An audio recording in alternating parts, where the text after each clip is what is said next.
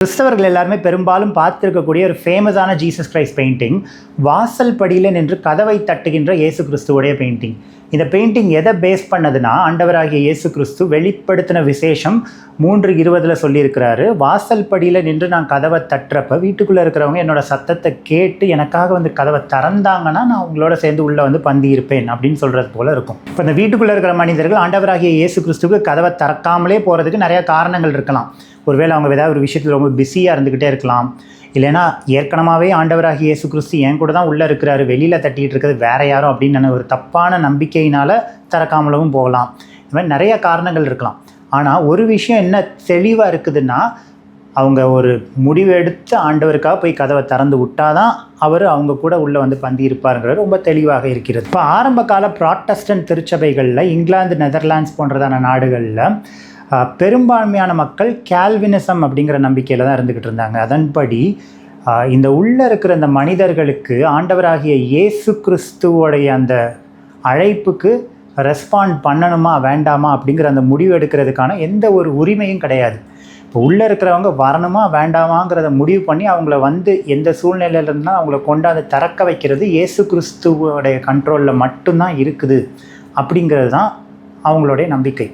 இந்த கான்செப்டுக்கு பேர் மோனர்கிசம் அப்படின்னு சொல்லுவாங்க. அதாவது மனிதர்களுடைய ரட்சிப்புடைய 100% கண்ட்ரோல் இயேசு கிறிஸ்து கிட்ட தான் இருக்குது. அதன்படி அவர் ஒருத்தங்களை ரட்சிக்கணும்னு நினச்சிட்டாருன்னா, அவங்க பாதை தவறி போனாங்கன்னா கூட அவங்கள எப்படியும் பிடிச்சி இழுத்துட்டு வந்து பரலோகத்துக்கு கொண்டு போகிறது தான் வந்து ஆண்டவரோட வேலை அப்படின்னு சொல்கிறது தான் மோனர்கிசம். இதற்கு நேர் எதிரான சினர்கிசம் அப்படிங்கிறது தான் கத்தோலிக்க மற்றும் ஆர்த்தடாக்ஸ் திருச்சபைகளில் போதிக்கப்பட்டுக்கிட்டு இருந்தது. அதன்படி இப்போது ஆண்டவரோட அழைப்பை ஏற்றுக்கிட்டு இந்த வீட்டுக்குள்ளே இருக்கிற மனிதர்கள் முதல்ல ஆண்டவருக்காக தங்களோட எல்லா வேலையும் விட்டுட்டு அவர் நோக்கி போகணும் அப்படிங்கிற அந்த ஒரு முடிவு எடுக்கணும். அப்படி வேண்டாம் அப்படின்னு முடிவு எடுத்துட்டாங்கன்னா அவங்க ரட்சிப்பை இழந்துட்டாங்க அப்படிங்கிறதான் அர்த்தம்.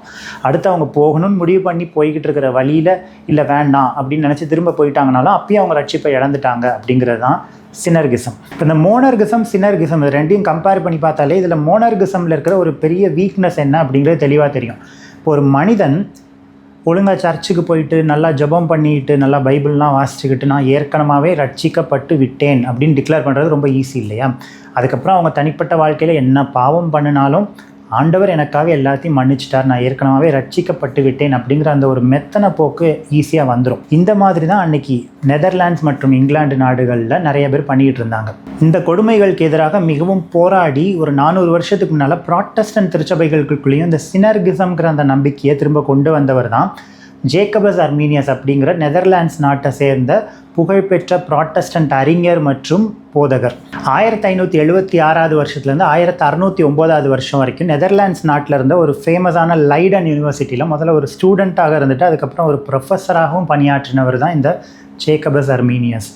இவர் தன்னோட சிறு வயதிலேயே இவரோட பெற்றோர் 2 பேருமே மரித்துட்டதுனால இவர் தன்னுடைய வளர்ந்த காலம் முழுவதுமே பிறரோட தயவில் மற்றவங்களோட ஸ்பான்சர்ஷிப்பில் அப்படி கொஞ்சம் கொஞ்சமாக படித்து தான் முன்னேறி வந்திருந்திருக்காரு. இவருக்கு நல்ல ஒரு நாலேஜ் இருக்குது, ரொம்ப நல்லா படிக்கிறார் அப்படிங்கிறத தெரிஞ்சு இவருக்கு நிறைய பேர் ஸ்பான்சர் பண்ணுறதுக்கு முன் வந்தாங்க. அப்படி தான் இவர் வந்து கொஞ்சம் கொஞ்சமாக படித்து இந்த ப்ரொஃபஸருங்கிற இந்த லெவல் வரைக்கும் வந்திருந்திருக்கிறாரு. இப்படியான ஒரு சூழ்நிலையில் இவருக்கு வேலைக்கு வந்தனவே முதல்ல அவங்க கொடுத்த ஒரு வேலை என்னென்னா, அன்னைக்கு நெதர்லாண்ட்ஸ் நாட்டில் ரொம்ப பிரபலமாக இருந்துகிட்டு இருந்த இந்த கால்வினிசம் அப்படிங்கிற அந்த நம்பிக்கையை ஆதரவாக நீங்கள் வந்து நிறையா கட்டுரைகள் ப்ரிப்பேர் பண்ணணும், இப்படி வந்து இந்த மோனர்கிசம் அப்படிங்கிறத ரொம்ப கரெக்டு அப்படிங்கிறத நீங்கள் நிரூபித்து காட்டணும் அப்படிங்கிறதான் ஒரு முக்கியமான வேலையை அவருக்கு கொடுத்தாங்க. இவருக்கு இந்த வேலையை கொடுத்த உடனே இவர் இதை பற்றி ஆராய்ச்சி பண்ண ஆரம்பித்தார்.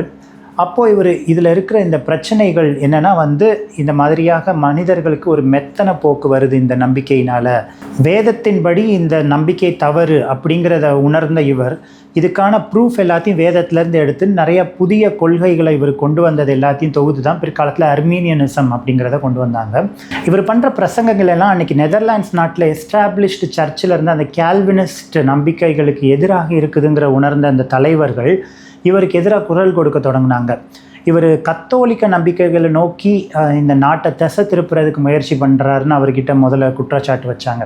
அதுக்கு அடுத்ததாக இவர் தனக்கு ஸ்பான்சர் பண்ணி முன்னுக்கு கொண்டு வந்த அந்த கால்வினிஸ்ட் நம்பிக்கைக்கு எதிராக துரோகம் பண்ணுறாரு அப்படின்னு இவருக்கு எதிராக குரல் கொடுத்தாங்க. ஆனாலுமே இவர் தன்னோட வாழ்க்கை முழுவதும் தன்னுடைய இந்த கொள்கைகளை எதையுமே விட்டு கொடுக்காம ஆண்டவருக்காக உண்மையை சொல்கிறது தான் எனக்கு முக்கியம் அப்படிங்கிறத அந்த போராடிக்கிட்டு இருந்தார் அப்படிங்கிறது தான் இவரோட வாழ்க்கையிலேருந்து நம்ம பார்க்கக்கூடிய ஒரு விஷயம். இவரோட மரணத்துக்கு அப்புறமா ஒரு சுமார் 100 வருட காலங்களாகவே கால்வினிசம் தான் வந்து புராட்டஸ்டன்ட் திருச்சபைகளில் ரொம்ப ஸ்ட்ராங்காக நம்பப்பட்டுக்கிட்டு இருந்தது. அர்மீனியனிசம் ரொம்ப ஒரு சின்ன மைனாரிட்டி பீப்புள், ஒரு 2-3% பேர் தான் வந்து அதை ஃபாலோ பண்ணிக்கிட்டு இருந்தாங்க. அதுக்கப்புறம் ஒரு 100 வருஷ காலத்துக்கு அப்புறமாக வெஸ்லி போன்றவர்கள் இங்கிலாந்து திருச்சபைக்குள்ளே இந்த நம்பிக்கைகளை ரொம்ப ஸ்ட்ராங்காக உள்ளே கொண்டு வந்தாங்க. அதுக்கப்புறமா பெண்டேகோஸ்தே சபைகள்லையுமே வந்து அர்மீனியனிசம் பிரின்சிபல் தான் வந்து அதிகமாக பின்பற்றப்பட்டது. இப்போது இன்றைய காலகட்டத்தில் நம்ம பார்த்தோன்னா ஒரு 100 கோடி ப்ராட்டஸ்டன்ட் மக்கள் உலகம் முழுவதும் இருக்காங்கன்னா, இந்த பழைய கால்வினிஸ்ட் நம்பிக்கைகளை பின்பற்றுறவங்க ரொம்ப 8 கோடி பேருக்கும் குறைவாக தான் இன்றைக்கும் இருக்கிறாங்க. அதுலேயும் ரொம்ப வேகமாக அந்த எண்ணிக்கை குறைஞ்சிக்கிட்டே தான் போகுது அப்படிங்கிறது தான் வரலாற்று உண்மை. இன்றைய நவீன ஆராய்ச்சியாளர்கள் ஒரு சிலர் இந்த கால்வினிஸ்ட் பழைய நம்பிக்கைகளில் இருக்கிறவங்களுடைய காமன் ட்ரெய்ட்ஸ் அப்படின்னு என்ன சொல்கிறாங்கன்னா, இவங்க எப்பயுமே தங்களுடைய ஆவிக்குரிய கனிகளை பற்றி அதிகமாக ஆராய்ச்சி பண்ணாமல் மற்றவங்களோட ஆவிக்குரிய கனிகள் எப்படி இருக்குதுங்கிறத ஆராய்ச்சி பண்ணுறதுலே தான் ரொம்ப ஆர்வம் காட்டுவாங்க. ரெண்டாவது, இயேசு கிறிஸ்துவை பற்றின சுவிசேஷத்தை மற்றவங்களுக்கு சொல்கிறதுல அதிகமாக நேரம் செலவு பண்ணாமல் மற்றவங்கள பற்றி குறை கண்டுபிடிக்கிறதுலையே நிறைய நேரத்தை செலவு பண்ணுவாங்க அப்படின்னு சொல்லப்படுகிறது. இதனால் இவங்க பெரும்பாலும் தாங்க ஏற்கனவே ரட்சிக்கப்பட்டு விட்டோம், ரட்சிப்புங்கிறது ஒரு பாஸ்ட் ஈவெண்ட் அப்படிங்கிறது மாதிரியே தான் வந்து பேசிக்கிட்டு இருப்பாங்க பெரும்பாலும். இந்த மாதிரியான கொள்கைகள் இந்த நாகரிக உலகத்தில் கிறிஸ்தவ மதத்தில் அதிகமாக ஏற்றுக்கொள்கிறதுக்கு நிறைய பேர் தயாராக இல்லாததுனால தான் இந்த கடந்த 2 நூற்றாண்டுகளில் இந்த கால்வினிசம்ங்கிற நம்பிக்கை ரொம்ப வேகமாக குறைஞ்சிக்கிட்டு வருது அப்படின்னு ஒரு சில ஆராய்ச்சியாளர்கள் சொல்கிறாங்க. புராட்டஸ்டன்ட் திருச்சபைகளில் நடக்கிற இந்த வரலாற்று மாற்றங்கள்லேருந்து நம்ம இன்றைக்கி சிந்திக்க வேண்டிய ஒரு முக்கியமான விஷயம், நம்ம வெளிப்படையாக போடுற பக்தி வேஷம் ஆண்டவராகி இயேசு கிறிஸ்துவுக்கு முக்கியம் இல்லை. நம்மளோட இருதயம் எப்படிப்பட்டதாக இருக்கிறது அப்படிங்கிறத அவர் கவனிக்கிறவராக இருக்கிறார் அப்படிங்கிறத உணர்ந்த உண்மையான கிறிஸ்தவர்களாக நம்ம இருக்கிறோமா, இல்லைன்னா நம்ம வச்சிருக்கிற ஒரு சில மூட நம்பிக்கைகள் தான் உண்மையான பக்தி அப்படின்னு நினச்சிக்கிட்டு நம்மளை நம்மளே ஏமாற்றிக்கிறவங்களா இருக்கிறோமா? சிந்தித்து பார்ப்போம்.